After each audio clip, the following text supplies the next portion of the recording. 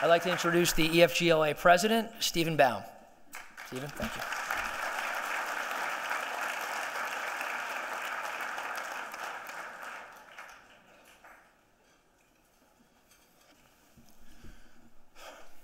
This is a very special evening for everyone affiliated with the Epilepsy Foundation of Greater Los Angeles. And on behalf of the EFGLA, thank you for joining us tonight. Thank you for caring to learn about the work that we do, our experiences, and how together with your generous support, we can ultimately achieve our ultimate goal, which is to end epilepsy. For me, standing here in front of you tonight is actually pretty ironic.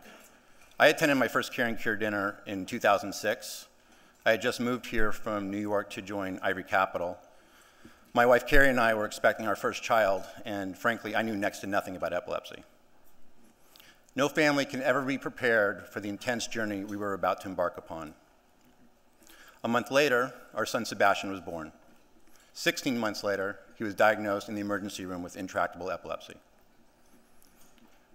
Now, despite multiple medications and a strict medical diet, Sebastian's world is interrupted by 40 to 50 seizures each day. He has not had a single seizure-free day since his diagnosis.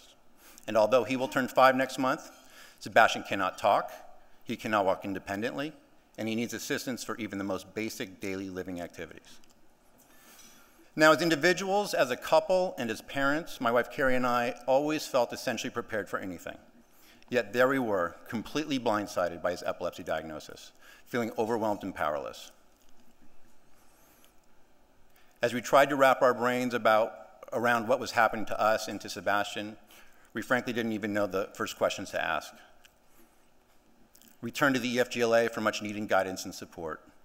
And with their help, we've learned how to navigate what we now refer to as the new normal, an endless maze of neurologists and medications, a special diet, developmental therapies, and adaptive equipment, and the list still goes on. Through the EFGLA, we connected with the epilepsy community, and as a result, we have learned how to effectively deal with our new circumstances.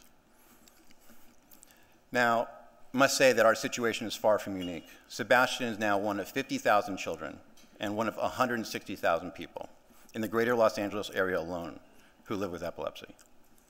This is not only a large population, but a very diverse one. People from all walks of life are affected, and for many of them, they come to the EFGLA because they just have nowhere else to turn. Supporting the local epilepsy population is an enormous task and demands substantial resources. To do this effectively, we focus our efforts on 4 key areas: care, advocacy, research, and education. We'll address each of these areas in detail tonight, but I want to take a moment to highlight the area of advocacy. It's important to note that children with epilepsy are really fighting against more than their seizure disorders and related disabilities. They battle a poorly constructed and grossly underfunded educational system. They battle insufficient medical care. They battle discrimination and prejudice. We really need to serve as strong and reliable advocates for these children, as they are faced with endless obstacles that alone they cannot overcome. Effective advocacy demands proper education and awareness. In the segment of the program that follows, we will present the public service announcements for our newly launched End Epilepsy campaign, where we highlight such important issues as seizure recognition, epilepsy at school, specifically bullying among children, as well as seizure safety and first aid. These PSAs were produced by Women in Film, which is a remarkable nonprofit organization aimed at empowering women in the entertainment, communications, and media industries. Each year, the organization's PSA program brings together talent from these industries to create a pro bono PSA for 4 to 5 nonprofits throughout the nation.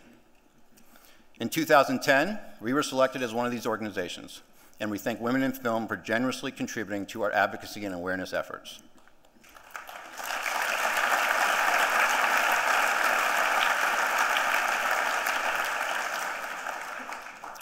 We hope you come away from this evening with a newfound understanding of epilepsy and its devastating impact on the children in our community. But most importantly, we really hope you come away inspired by these children and their unwavering determination to lead joyful and fulfilling lives in the face of extraordinary challenges. For Carrie and I, we're not sure to what extent Sebastian is aware of his disabilities, or even if they matter to him. They probably don't. What we do know is that he approaches every day undeterred, just wanting to fully participate in his life. And he's no different than Ari, Chloe, and the thousands of other children who fight against epilepsy. They are doing everything they can to win this battle, Together, with your support, we can ensure that they do. Thank you.